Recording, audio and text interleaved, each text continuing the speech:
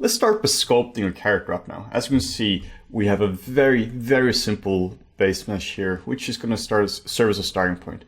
Like I said before, this would not challenge anyone's modeling skill up to this point. And again, just to reiterate, the reason we do it this way is because we now have a solid project. We have a star, which has a naming, we're saving as a tool, and the base mesh here has the correct position and orientation and scale in world space, which means when we dynamesh the model and scale it up and down, and I'll push the pull around, we can now bring it into motor and we're sure that the scale is correct. So let's just start off by moving stuff around here. We're going to do this very slowly and methodically. First off, get reference of what you're doing. You can't start sculpting without having a solid idea of what you're doing here. So before doing any dynamesh or anything like that, I'm just going to start pushing and pulling points around. You want to just move big, broad shapes around until we have something kind of resembling a human.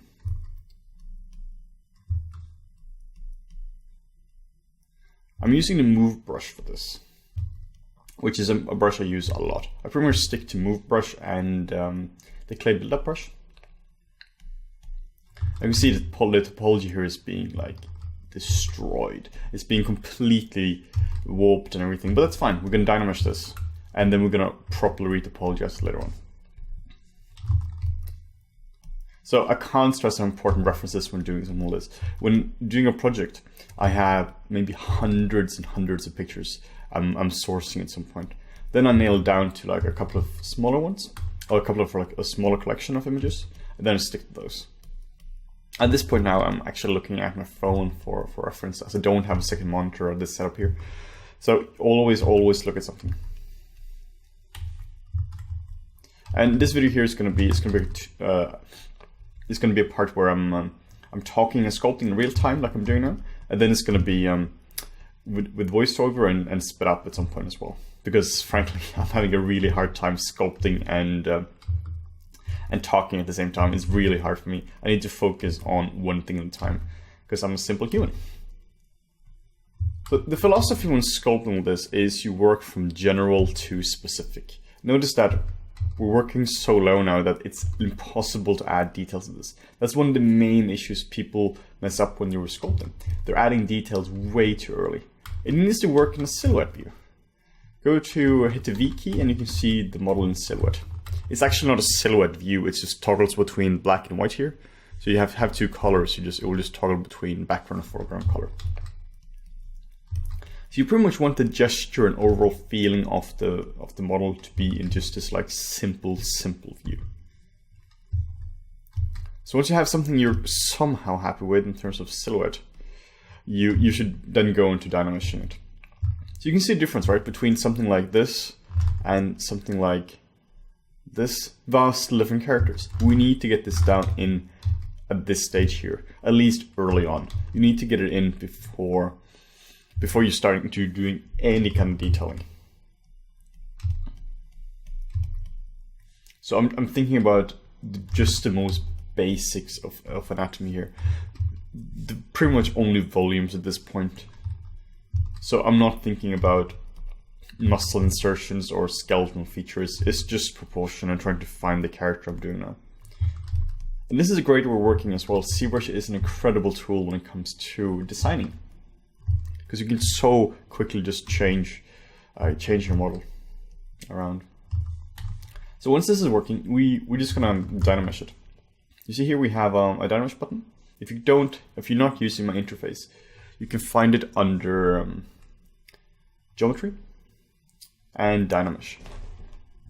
And here you have it. Here you also have the resolution here. A pro tip can also be to disable the project button here. This can speed up your dynameshing quite a bit if you're using high-res meshes. But for now it's fine, we can keep it on because this is so quick. So you can see what's happening. It's just remeshing everything to be nice, evenly squared, or evenly spaced squares. So this is a good foundation. And the way we work with dynamesh is, if you haven't worked with dynamesh before, is you simply just drag it out, and it's not remeshing automatically. You can see now it's still getting stretched, unlike something like Sculptor is where it's dynamic. You have to control drag, outside the model, and it's going to be remeshed into nice squares again. Which is a bit confusing because this is literally the exact same command as masking something. So you do control drag here. If you control drag inside a model, like over the model like this, it's going to mask it. If you control drag outside, with no mask applied, it's going to dynamesh it. So keep it simple. Keep it really simple. You can also use a couple of different custom matte caps here. I'm just sticking to the default basic material here. One of the cool things here is it actually responds to lighting. So this is something you should do quite often, is check the model in different lighting. Because we have some materials, like this matte cap here, this does not ship with the tutorial, by the way. This does not respond to lighting at all, and also it's looking really flat. It's very pleasant to look at, and I quite often sculpt this because it simply just looks nice. But it's not, see how different this here feels compared to this? It smooths out any imperfection, while like a bronze matte cap will really make all those imperfections come to life. So you want to have a mix with this. You want to essentially be as close to the final render as possible in terms of like shader. So far, it's only used in a move brush. I'm gonna switch to this one because this looks a bit nicer. It's pretty much only used in move brush at this point. I would highly recommend not using the smooth brush. This is something people do all the time. They're going over a form and then you're smoothing it down like this. The problem is you lose all character. See how we have like these really nice planes here now from the dynameshing? I want to kind of keep some of those because this can add a lot of character to the model. So currently just using the move brush.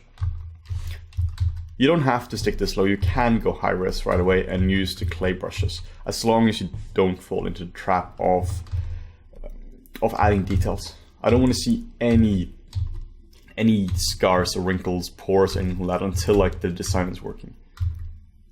You're definitely going to get angry emails from us at that point. So you can see now I'm starting to block in some basic anatomy, like some cheekbones here, getting like a jawline going. Again, using only the mover brush at this point. We can block in an ear. Just control and paint to get a mask like this. Control click outside to invert the mask, and then we can just drag it out. When dragging out the ear, I always drag from behind here, so the front is not affected. So it's more similar to a real ear.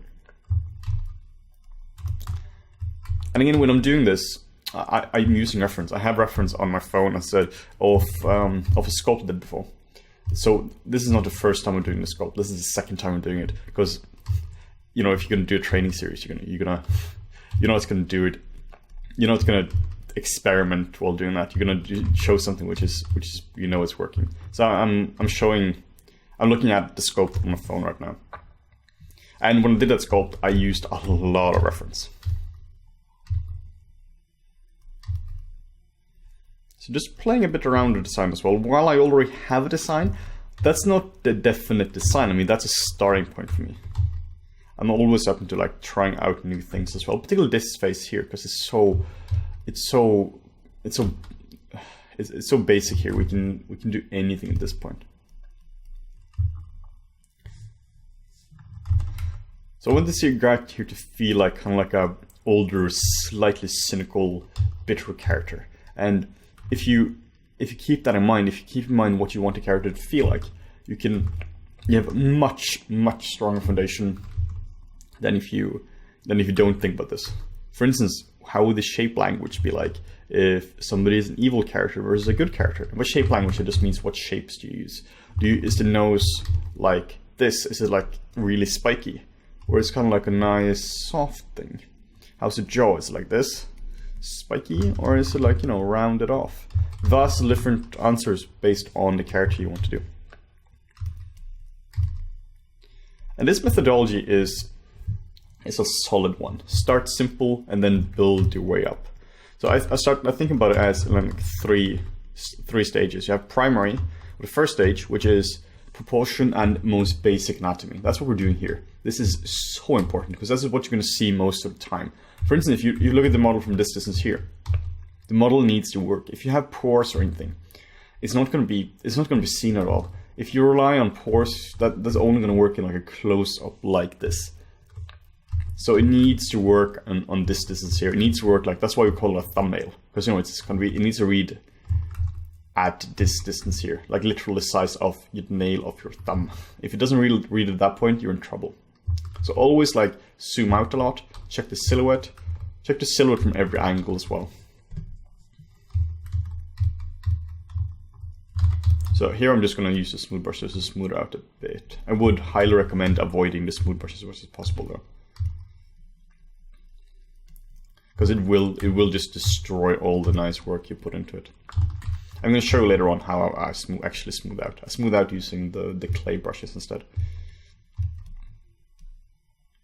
And this is the time to play around, because at the end of the stage, or like when you're starting with like secondary shapes, you're gonna be too afraid to really push proportions. So after a primary stage here, we're going into the secondary stage. The second stage. The second stage is where you're adding more like finer, not fine details, but more like defining the eyes and defining the nostrils and getting some major folds and form in there. Then the third stage is fine pores and fine wrinkles. You can totally sculpt without ever going to the third stage. It's essential though if you're going for realism, but if you look at like the old Renaissance sculptures, they pretty much don't have the third stage in the model. They don't have any pores or fine wrinkles at all. It's pretty much only stage 1 and 2. But as I said, if you want realism, you really need the third stage. You really need those nice specular breakups.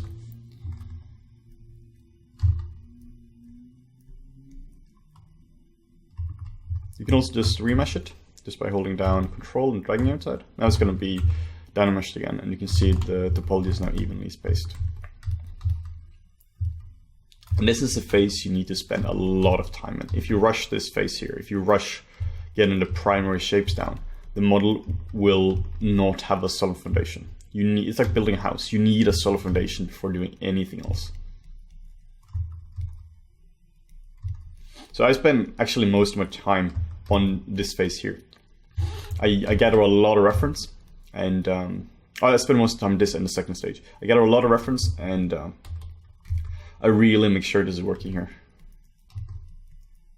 If a design is not working at this stage or secondary stage, it will never work in the final render.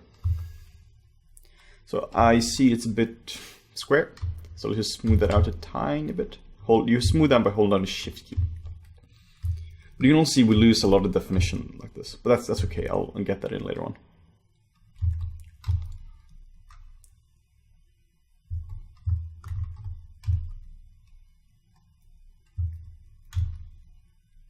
So that's pretty much it for this lecture right here, or this video. We're gonna move on to now being time-lapsed with a voiceover instead, because frankly I can actually concentrate on the sculpt instead of just talking.